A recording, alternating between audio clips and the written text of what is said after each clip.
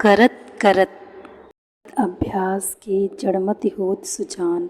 एकलव्य एक नीची जाति का बालक था। वह अपने माता पिता के साथ जंगल में रहता था। वह प्रतिदिन चारे की खोज में अपने पिता के साथ जंगल में जाता था। एकलव्य के पिता खंजर से शिकार करते थे। एकलव्य भी खंजर से अभ्यास करने के लिए जंगल में जाते थे। एकलव्य के लिए यह एक कठिन काम था।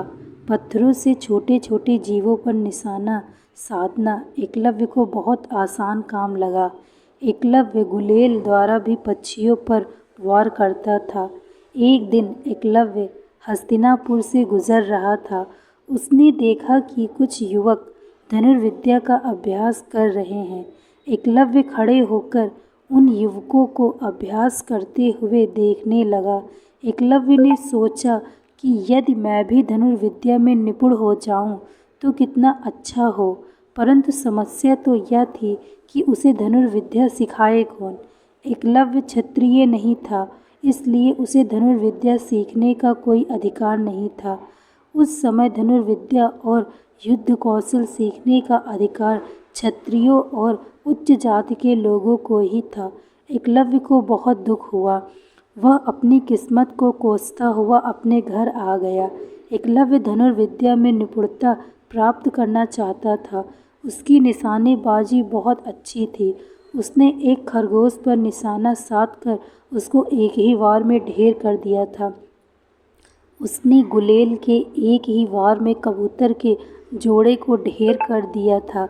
एकलव्य अपने मन में सोचने लगा कि यदि मैं धनुर्विद्या में निपुण हो जाऊं, तो मैं हिरण आदि पशुओं को आसानी से शिकार बना सकता हूँ।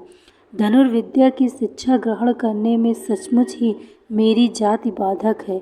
एकलव्य जब भी हस्तिनापुर जाता तभी धनुर्विद्या सीखते हुए युवकों को बड़े ही ध्यान से देखता। एकलव्य ने शीघ्र ही धनुष बनाना सीख लिया और धीरे धीरे कुछ बाण भी इकट्ठे कर लिए। उस समय गुरु द्रोणाचार्य धनुर्विद्या के सर्वश्रेष्ठ आचार्य थे। एकलव्य ने स्वयं से कहा, मैं गुरु द्रोणाचार्य का शिष्य हूँ। एकलव्य ने द्रोणाचार्य की मिट्टी की मूर्ति बनाकर एक पेड़ के नीचे रख दी। एकलव्य ने गुरु द्रोणाचार्य की मिट्टी की मूर्ति को प्रणाम करके धनुर्विद्या का अभ्यास करना प्रारंभ कर दिया। धनुर्विद्या सीखना एक अत्यंत कठिन काम था। एकलव्य ने हार नहीं मानी और वह रोज कठिन अभ्यास करने लगा। निरंतर प्रयास करते करते एकलव्य की धनुर्विद्या में काफ़ी सुधार आता चला गया। अपने परिश्रम और प्रयास से एक दिन एकलव्य धनुष विद्या में निपुण हो गया।